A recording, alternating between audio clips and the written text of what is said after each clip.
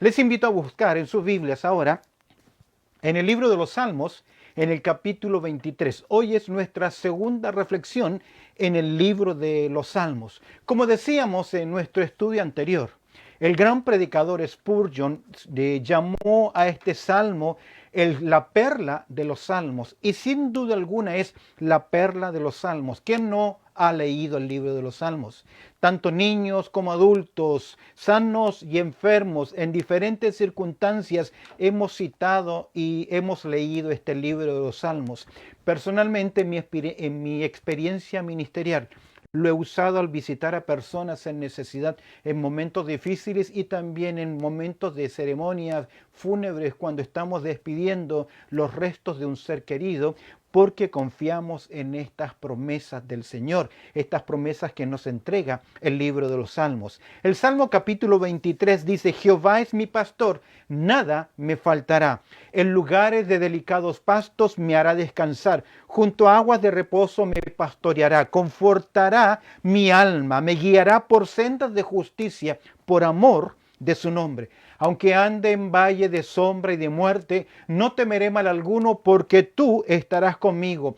Tu vara y tu cayado me infundirán aliento. Aderezas mesas delante de mí, en presencia de mis angustiadores. Unges mi cabeza con aceite, mi copa está rebosando. Ciertamente el bien y la misericordia me seguirán todos los días de mi vida, y en la casa de Jehová moraré por largos días. Al estudiar este libro de los Salmos, el capítulo 23, podemos considerar interesantemente grandes promesas y bendiciones del Señor que suplen todas las áreas de la necesidad del ser humano, tanto las áreas emocionales, psicológicas, espirituales, como también necesidades físicas, sustento, abrigo, protección. Hemos hablado en nuestro estudio anterior, en nuestra reflexión anterior, decíamos que queríamos hacer tres observaciones al mirar este salmo. Mirar la figura del pastor, mirar la figura de la oveja y mirar también la figura del rebaño. Al considerar la figura del pastor, lo primero que observamos en el versículo 1 es que se identifica la persona del pastor. Aquí vemos: Jehová es mi pastor.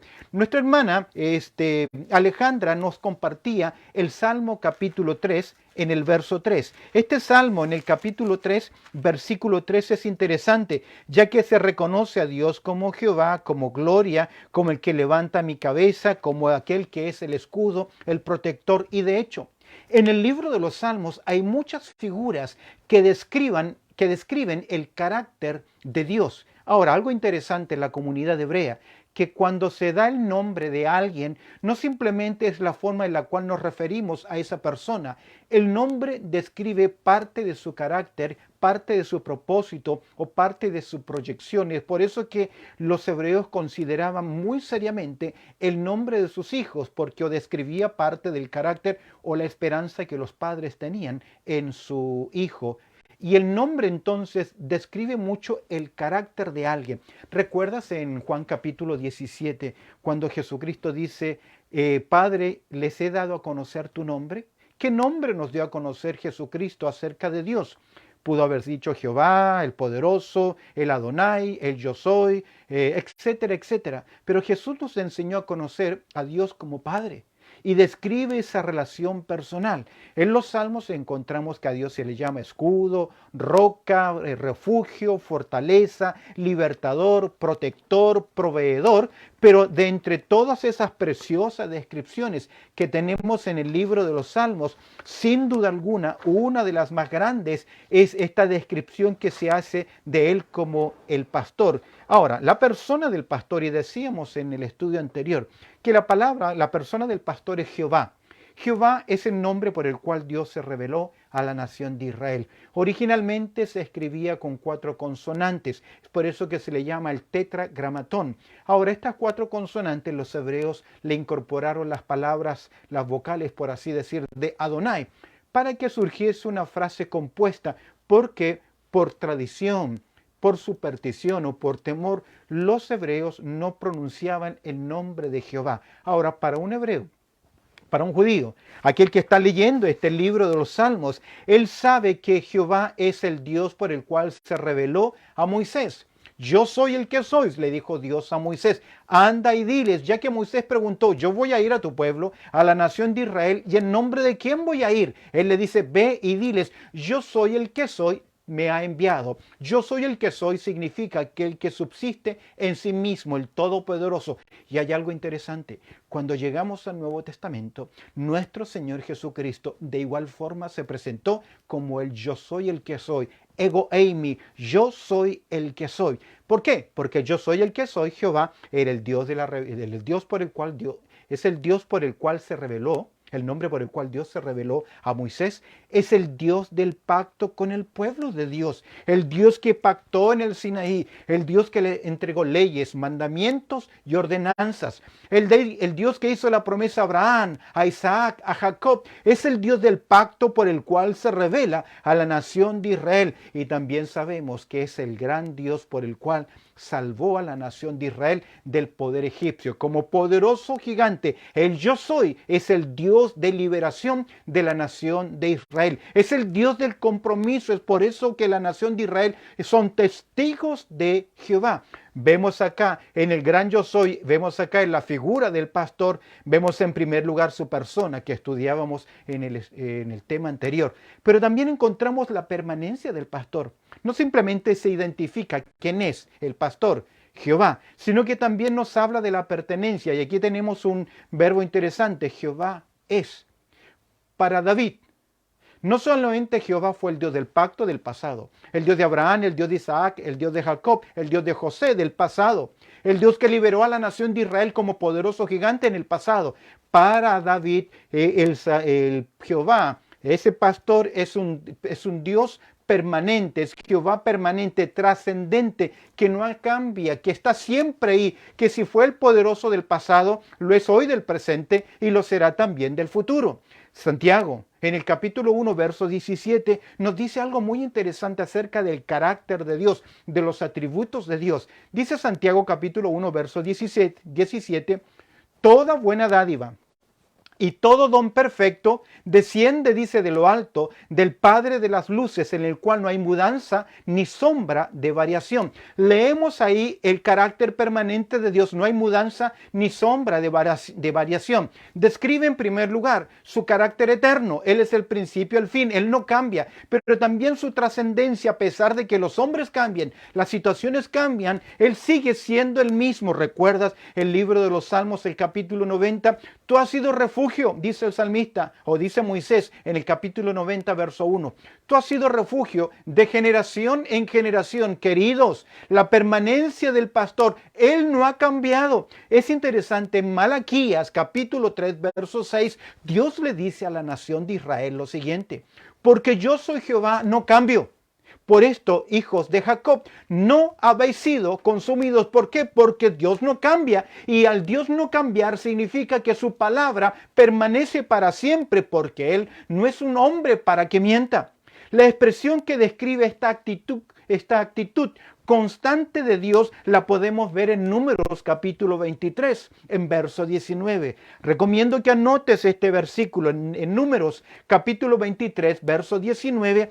Cuando Dios habla a la nación de Israel, dice: Dios no es hombre para que mienta, ni hijo de hombre para que se arrepienta. Dos declaraciones importantes. Dios no necesita mentirle a los seres humanos. Él es verdad y pura verdad. De hecho, todo lo que Dios nos ha declarado es verdad. Ahora, sí es cierto que hay cosas secretas que le pertenecen a Dios, Deuteronomio 29, pero Dios ha revelado verdades que son ciertas, y Dios dice acá, en este carácter inmutable, porque Él no cambia, Él es el mismo, es la persona de siempre, y en esta permanencia, Él nos dice en Números 23, 19, Dios no es hombre para que mienta. Segundo lugar, ni hijo de hombre para que se arrepienta. Él dijo y no hará. Habló y no lo ejecutará. En otras palabras, aquí estamos viendo no simplemente el carácter eterno de Dios, su trascendencia, que Él es el mismo, sino también la fidelidad que Él tiene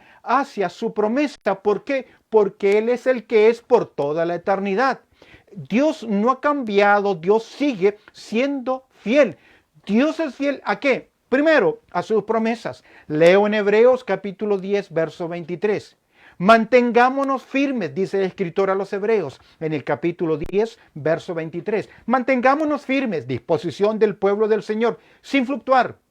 Es decir, permanezcan fieles en convicción, no desmayen, no claudiquen, no abandonen, no dejen de confiar, mantengámonos firmes sin fluctuar. La profesión de nuestra esperanza, es decir, la confianza que tenemos en sus promesas. ¿Por qué? Mira lo que dice, porque fiel es el que prometió. Este es un mandato para que podamos confiar y depender en las promesas del Señor. Dios es fiel a sus promesas, pero escúchame bien, si tú miras en Deuteronomio capítulo 9, 7, verso 9, Deuteronomio capítulo 7, verso 9, encuentras que Dios es fiel, no simplemente a sus promesas, sino que Dios es fiel a su nombre, porque su nombre es ser un Dios fiel. Dice Deuteronomio capítulo 7, verso 9, conoce pues que Jehová tu Dios es Dios, Dios fiel, que guarda el pacto y la misericordia a los que le aman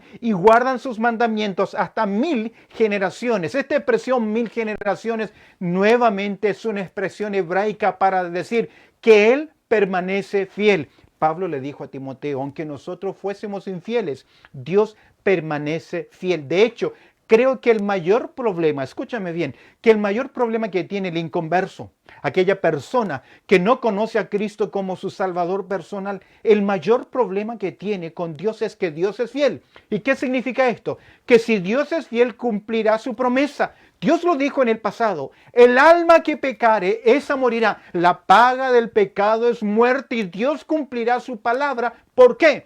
Porque Dios es fiel. Él es el mismo, no ha cambiado. Aun cuando estudiamos la escatología, los eventos futuros, ¿sabes tú que el calendario profético se organiza de acuerdo a este mismo carácter de Dios, de su fidelidad y lo que afecta a la escatología? Escúchame bien, o cómo nosotros miramos la escatología tiene que ver por este mismo atributo de la fidelidad de Dios, porque hay cosas que Dios le prometió, escúchame bien, a la nación de Israel, al pueblo histórico de Dios en esta tierra, la nación de Israel. La iglesia es su pueblo en el presente, pero en el pasado fue la nación de Israel. Ya la nación de Israel, Dios le hizo promesas nacionales, promesas que tienen que ver con un reino, promesas que tienen que ver con una preparación para la bendición de Dios sobre sus vidas que no han, que si bien es cierto, Dios las prometió, no se han cumplido todavía, pero se cumplirán en el tiempo y en la historia de los hombres. Y eso afecta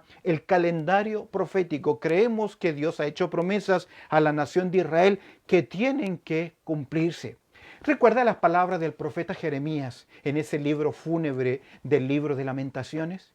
En el libro de Lamentaciones, en el capítulo 3, verso 23, Jeremías escribió estas palabras después del desastre que produjo la cautividad, el ataque feroz, violento del imperio babilónico en contra de la nación de Israel, destruir el templo, destruir los muros, matar a personas. En el libro fúnebre de Lamentaciones, en el capítulo 3, verso 23, el profeta dijo lo siguiente: nuevas son cada mañana, grande es tu fidelidad. Y uno se pregunta, ¿cómo este hombre de Dios pudo decir que Dios es fiel en medio de todo un desastre, de un genocidio, de tanta mortandad? Es porque él por sobre las circunstancias confiaba en el Dios que prometió a la nación de Israel, y Dios es fiel. Es por eso que el Salmo 34, 19 dice: muchas son las aflicciones del justo. Queridos, hay mucho pueblo del Señor que hoy está en angustia, en aflicción, real o imaginaria, están en una situación de crisis. Dios lo dice y lo confirma. Muchas son las aflicciones del justo, pero, nexo de contraste, de todas ellas le librará Jehová. Dios promete dar fuerza a aquellos que confían en Él. ¿Por qué? Porque Jehová es el de siempre, el del pasado, el del presente y el futuro. Y el Salmo 90 dice que ha sido generación, ha sido refugio de generación en generación. Algo muy importante entonces en nuestro andar es nuestro andar con Dios y nuestra confianza en su persona y en sus promesas. Algo que a veces fallamos, es por eso que el escritor a los Hebreos nos dice en el capítulo 10, verso 23 que les leía, mantengámonos firmes, sin fluctuar, no nos debilitemos, constancia. Y mis queridos, necesitamos como creyentes en nuestro andar confianza en la persona de Dios y confianza en las promesas de Dios. En Hebreos capítulo 11, verso 1, yo sé que usted lo conoce. Dice la Biblia, es pues ¿qué cosa? La fe. ¿Qué es la fe? La certeza de lo que se espera, la convicción de lo que no se ve. Confiamos en las promesas de Dios. Fe necesita un objeto creíble y el objeto creíble es la persona de Dios y las promesas de Dios. Cuando Pedro pudo caminar sobre las aguas, cuando el Señor le dio la promesa, le dijo, ven, camina, ven. Y él tomó un paso de fe. La fe no descansa a ciegas en nada, descansa en promesas de la palabra del Señor. Es por eso que el mismo Hebreos, capítulo 11, verso 6, dice lo siguiente, pero sin fe es imposible agradar a Dios. Queridos, necesitamos fe. ¿Y qué es fe? Confianza, dependencia, creer en las promesas del Señor.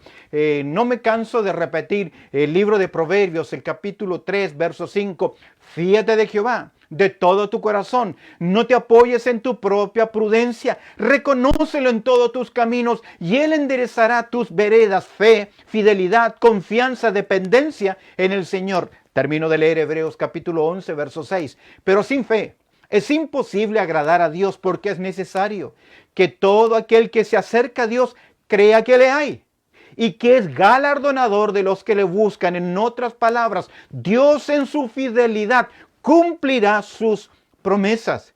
Santiago observa el capítulo 1, verso 6.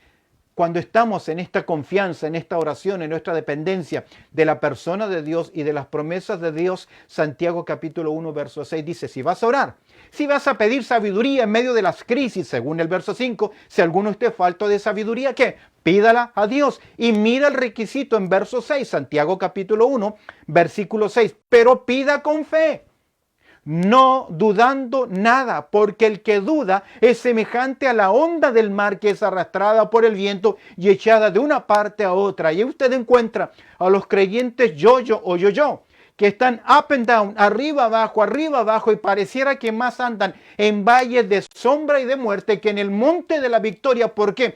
Porque su fe es de acuerdo a su estado anímico, emocional, de altos y bajos. Por eso Santiago dice, pero pida con fe. ¿Qué es fe? Confianza, dependencia, que descanse en las promesas, no dudando nada. Es por eso que mi consejo y en mi experiencia fue tomar decisiones basadas en promesas del Señor, no en supuestas promesas. Cada vez que tenía que tomar una decisión, busqué un versículo de la palabra de Dios que me ayudase a tener paz, puertas abiertas, sentir el peso, la dirección del Señor para saber tomar una decisión. Pero pida con fe, no dudando nada, porque el que duda es semejante a una onda del mar que es arrastrada por el viento y echada de una parte a otra. ¿Por qué? Porque no sabe confiar en las promesas del Señor. Déjame cerrar este punto acá que hemos mencionado acerca de Jehová, nuestro pastor. Hemos hablado de la persona del pastor, hemos hablado de la permanencia del pastor. A pesar de tantas cosas que suceden y nos hacen enfrentarnos o tener dificultades, escúchame bien, no estamos solos. Hay un Dios que todo lo sabe y que todo lo controla y que no cambia, y que Él es el mismo ayer y hoy y por los siglos. ¿Estás confiando en ese Jehová que es, que no solamente fue, sino que es y también será? Y observa conmigo, y lo mencionábamos y hoy estamos dando un poquito más de enfoque práctico. Decíamos la persona del pastor, la permanencia del pastor. Observa la posesión del pastor, y aquí está la gran diferencia en la vida de personas. Millones de personas citan citan el Salmo 23, como millones de personas también recitan o rezan el Padre Nuestro. Pero ¿sabes cuál es la gran diferencia? La marca, la tercera parte, o la tercera frase, o tercera palabra, mejor dicho, del Salmo 23. Jehová es mi pastor. Sentido de pertenencia. Estoy identificado con Él, le sigo sus enseñanzas. Viene a mi mente aquel momento cuando tuve la oportunidad de poder llevar a los pies de Cristo a un tío que por muchos años se reía de mi fe, de mis convicciones, porque él abrazaba una fe diferente. Pero cuando enfrentó un momento difícil de salud en su vida, mandó a buscar al sobrino del cual se reía siempre. Y tuve la oportunidad de presentarle el Evangelio mediante el Salmo 23. Él ya no podía hablar, pero cuando le pregunté, ¿crees en el Salmo 23? Él me dijo que sí con sus manos. Luego le pregunté, ¿quieres recibir al pastor del Salmo 23? Él me dijo que sí con sus manos. Y después de orar le pregunté, ¿dónde está el buen pastor? Y él me indicó con sus manos en su corazón. Él depositó su confianza. Es por eso que el salmista dice, Jehová es mi pastor. Jesús lo dijo así, mis ovejas oyen mi voz, yo las conozco y me siguen. Las ovejas tienen el deber de conocer la voz del buen pastor, la voz del buen pastor. Es interesante que nosotros podemos estar yendo a la iglesia, podemos estar leyendo un devocional. Usted puede consumir todas las predicaciones que haya en YouTube y participar de todos los cursos que haya habido y por haber. Pablo habló de ciertas personas que siempre están aprendiendo y que nunca llegan al conocimiento de la verdad, porque solamente tienen un hambre intelectual, llenar su mente, llenar su conocimiento y también su orgullo.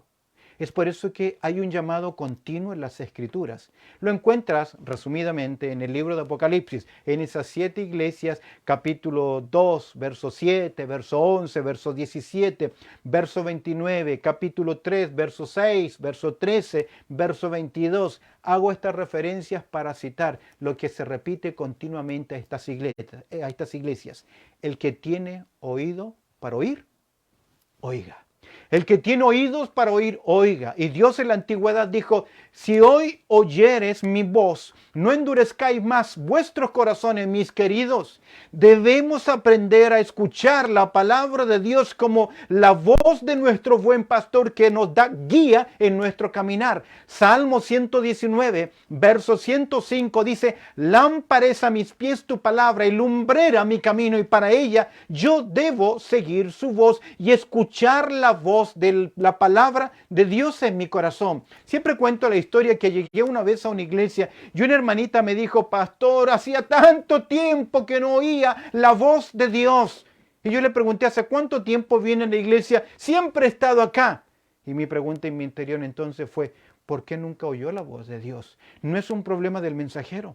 No es un problema del vocero. Dios bendice el ministerio de su palabra y esa palabra no vuelve vacía cuando hay oídos para oír la palabra del Señor. Y hoy tenemos esta declaración del Señor. Jehová es mi pastor y las ovejas que siguen al buen pastor siempre sabrán oír la voz de su pastor, distinguir su voz, porque hay muchas voces hablando a nuestra mente, a nuestro corazón. Está mi propia voz, está la voz de mis emociones, está la voz de mi sensualidad, está la voz de mi carnalidad, está la voz del mundo, está la voz del sistema de este mundo, está la voz de Satanás, el Dios de este siglo, y hay muchas voces, pero mis queridos, entre esas voces usted debe saber oír la voz del buen pastor y seguir esas enseñanzas.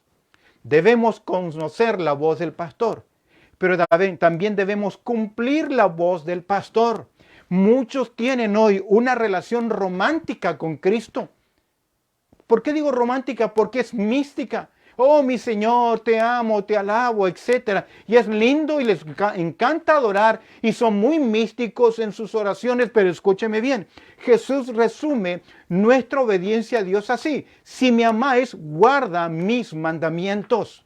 En Deuteronomio capítulo 28, si puedo resumir lo que Dios le dijo a la nación de Israel previo a entrar a la tierra prometida, porque Dios le dijo, ten cuidado de no olvidarte. ¿De dónde te saqué? Ten cuidado de que cuando estés en abundancia te olvides que soy yo el que te provee. Ten cuidado que te he dado mis mandamientos. Y en Deuteronomio 28, si yo lo resumo, puedo decir así: obediencia trae consigo bendición. Desobediencia trae consigo juicio. Y queridos, muchos que dicen que aman a Dios y que tienen ese amor romántico no están oyendo la voz del buen pastor y no están obedeciendo la voz del buen pastor. El creyente no puede jugar, escúcheme bien, a dos señores. No puede jugar a dos señores. Mateo capítulo 6, verso 24 dice: ninguno puede servir a dos señores, porque aborrecerá al uno o amará al otro, o estimará al uno o menospreciará al otro. No podéis servir a Dios y a las riquezas. Ten cuidado, porque podemos tener matices de espiritualidad y de devoción y de misticismo. El Señor dice: el creyente no puede jugar a dos señores, no hay más. Esa es obediencia. El creyente no puede jugar a dos amores. Santiago capítulo 4, verso 4 dice: oh almas adúlteras, ¿no sabéis que la amistad con el mundo es enemistad contra Dios? Cualquiera pues que quiera ser amigo del mundo se constituye enemigo de Dios. Son palabras fuertes de Santiago. Santiago posiblemente es el primer libro que se escribe del Nuevo Testamento. Está lleno de influencia hebraica. Se le llama el Proverbios del Nuevo Testamento y básicamente es una aplicación al Sermón del Monte. Hay mucho hebraísmo y cuando un hebreo llamaba a otro hebreo adúltero, son palabras fuertes, denigrantes, duras. Y Santiago nos dice: oh almas adúlteras, el que anda con coqueteos con el mundo tiene serios problemas con Dios. ¿Por qué? Porque el creyente no puede jugar a dos señores. El creyente no puede jugar a dos amores. Escúcheme bien, el creyente no puede conducirse en dos caminos. O está en la luz o está en tinieblas. Efesios capítulo 5, verso 8. Pablo, llamando al estilo de vida, al cristianismo práctico, él utiliza una palabra interesante: andar, que es una palabra figurada, peripateos, que significa un avanzar paso a paso, continuo, caminando en la vida. Y en Efesios capítulo 5, verso 8, Pablo dice lo siguiente: porque en otro tiempo erais tinieblas, mas ahora soy luz en el Señor. Andad como hijos de luz. Mis ovejas, dijo el Señor, oyen mi voz. El salmista dice: Jehová es mi pastor.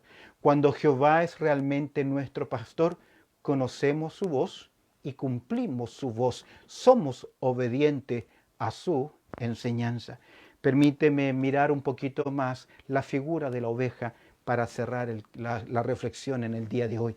Sé que es cierto, estamos tomando algunos mismos principios del estudio anterior, pero un enfoque más amplio y un poquito más práctico. En Primera de Pedro, capítulo 2, verso 25, Pedro fue llamado a pastorear.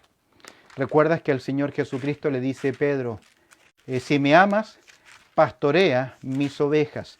Y allá en el capítulo 2, el verso 25, Él nos dice algo interesante: porque vosotros erais como ovejas descarriadas, pero ahora habéis vuelto al pastor y obispo de vuestras almas. Hemos visto la persona, en primer lugar, del pastor. Hemos visto la figura del pastor. ¿Quién es el buen pastor? Jehová. Hemos visto la figura del pastor. Observa ahora la figura de la oveja. Porque vosotros erais como ovejas descarriadas. ¿Por qué como ovejas? Si hay un símil, si hay una figura que describe la condición del hombre, es la condición de una oveja. No sé si les decía en el estudio anterior, pero tempranamente en la historia humana, el ser humano se dio cuenta que era una oveja. ¿Recuerdas cuando Caín levanta su mano en contra de su hermano Abel y Dios le sale al encuentro a Caín? Y en Génesis, en el capítulo 4, verso 9, Dios pregunta a Caín lo siguiente: y Jehová dijo a Caín: ¿dónde está Abel, tu hermano? Él ya le había asesinado. Con una quijada de asna le quitó la vida. Y Jehová dijo a Caín: ¿dónde está Abel, tu hermano? Y él respondió en forma irónica: no sé.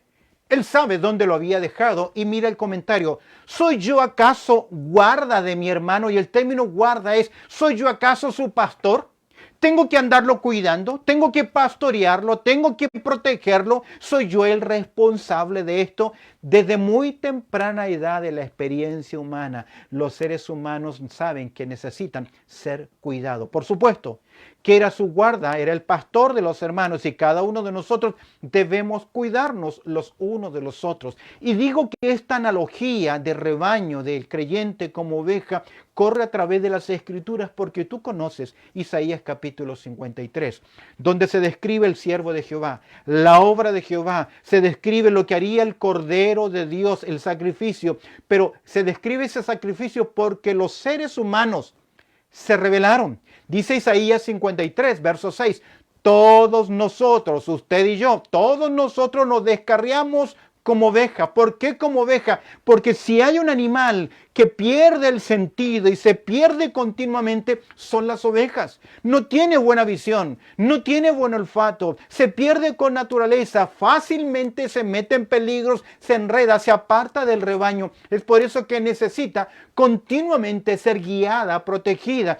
Todos nosotros nos descarriamos como oveja por naturaleza pecaminosa y nuestra propia elección. Así como Adán le dio la espalda a Dios, muchos de nosotros durante gran parte de nuestras vidas le dimos las espaldas a Dios y estábamos muertos en nuestros delitos y pecados. Como ovejas descarriadas, perdidas, cada cual se apartó por su camino. Proverbios capítulo 14, verso 12 dice que hay camino que al hombre le parecen rectos. ¿Cuántos de nosotros abrazamos un credo, una religión, una postura, un sistema, una filosofía, un camino y decíamos, esta es mi verdad, esta es la verdad y esto es lo que yo creo? Escúcheme bien, la única verdad, el único camino es la persona de Cristo Jesús, el buen pastor, y para ser salvo debo ser parte de su rebaño, la figura del rebaño. Dios eligió a las ovejas para describir al ser humano, ya que es muy grande el parecido entre este interesante animal y el ser humano. Las ovejas son animales ciegos, como los seres humanos. Las ovejas no tienen mecanismos de defensa. Las ovejas son completamente vulnerables. Las ovejas tienen una memoria muy corta. Las ovejas tienen por naturaleza errar el camino. Las ovejas no sobreviven sin un pastor. Las ovejas necesitan ser guiadas para ser protegidas del peligro. Las ovejas sin pastor son propensas a los peligros de los depredadores. Si no se corta su lana, por ejemplo, ella puede quedar enredada en cualquier matizal o espina. Y si se moja o cae al agua, su peso en la lana no le va a permitir avanzar. Si ella gira, se cae y queda con patas arriba, no tiene la capacidad de girarse, no tiene la capacidad de darse vuelta y solamente en su quejido, en su bramido, va a llamar a fieras salvajes y va a ser destruida. Necesita ser cuidada. Se dice que una oveja es tan tonta que si entra en un barril caminando hacia adentro no es capaz de salir de ese barril retrocediendo. No tiene ese ingenio. Sin duda alguna este salmo enfatiza nuestra dependencia de Dios como ovejas. Necesitamos de su cuidado, de su protección. Muchos seres humanos necesitan esta ayuda, esta protección. Déjame decirte algo. Aún en el pueblo del Señor necesitamos la sabiduría de Dios para el diario vivir. Es por eso que Dios nos dio proverbios, principios prácticos para la vida cristiana. Pero podemos observar a muchos creyentes tomando decisiones necias porque no oyen la voz del buen pastor. Tengo que cerrar ya la reflexión hoy, pero en Proverbios capítulo 19, versículo 3, encontramos algo interesante. Dice, la insensatez del hombre tuerce su camino. Es decir, basados a veces en nuestra propia prudencia, en nuestro propio conocimiento, nuestra propia interpretación y buscamos de alguna forma apoyar nuestras posturas espiritualizando y aplicando ciertos versículos para justificar nuestro andar, al punto que hay creyentes que dicen yo creo tanto en la soberanía de Dios que si hoy peco es culpa de Dios, Él lo permitió, y olvidan la responsabilidad humana. Olvidan la soberanía del Señor. Es por eso que Proverbios dice, 19:3, la insensatez del hombre tuerce su camino. Y luego contra Jehová se irrita su corazón. ¿Por qué se irrita su corazón? Porque él tiene que buscar la forma de culpar a alguien. Cuando Adán pecó, ¿a quién culpó? a Dios diciéndole, la mujer que tú me diste me dio de comer. Pensaba, ¿qué tenía que haber hecho Adán en ese momento? ¿Qué tenía que haber hecho? ¿Comer del fruto? ¿Por qué lo hizo? Podemos especular mucho. Lo que yo creo que él tenía que hacer es haberle quitado la manzana, el fruto a Eva, haberlo tirado al piso y matar la serpiente. Y luego, como sumo sacerdote, clamar a Dios por el perdón de la decisión que había tomado su esposa. Creo que eso es lo que debía haber hecho. De hecho, el segundo Adán, ¿qué hizo? ¿Qué hizo el segundo Adán? Destruyó a Satanás en la cruz su poderío. Lo destruirá en el futuro, ya lo ha declarado. ¿Y qué hizo por la iglesia? Clamar perdón por ella, pagando el precio de su maldad. Cerrando, este salmo nos lleva a desarrollarnos como ovejas, a crecer en nuestra dependencia en Dios. El ser humano es un ser dependiente, necesita ser guiado. Cuando Dios creó el universo, creó las cosas, dijo Dios, y las cosas fueron hechas. Dijo Dios, sea la luz, produzca la tierra, haya seres vivientes, etcétera, etcétera. Pero cuando vino el hombre, Dios no dijo, sea el hombre, y el hombre fue. Dios tomó elementos de la tierra, 19 elementos perfectamente balanceados en el cuerpo del ser humano. Ahí estaban, perfectamente balanceados. Estaba la estructura ósea, estaba su cuerpo, pero no tenía vida. Sopló sobre él aliento de vida y vino a ser el hombre un ser viviente. Porque el hombre no fue creado por la declaración directa de Dios, pero fue creado para depender de la declaración de la voz de Dios. El ser humano necesita seguir una voz. Es por eso que muchos siguen la voz de las políticas, la voz de la filosofía, la voz de las religiones. El creyente verdadero, que es rebaño del Señor, debe oír la voz del buen pastor. Y no sé si tú conoces a Cristo como tu Salvador personal. No te digo si asistes a la iglesia, si fuiste bautizado o no, porque eso no significa absolutamente nada. Mis ovejas oyen mi voz, yo las conozco y me siguen. ¿Eres tu oveja del buen pastor? Para hacerlo, sencillamente hacer la oración del pecador, de confianza y dependencia en el Señor. Si usted es una oveja, dígame, amén, amén, amén. Damos gracias al Señor. Bendito Padre Celestial, te damos gracias por tu amor y también por tu cuidado, porque tú eres bueno, Señor, y nos permites a un grupo de tus hijos, a través de esta reflexión, mirar en tu palabra. Añade tu bendición a lo que hemos tratado en el día de hoy. En Cristo Jesús oramos. Amén.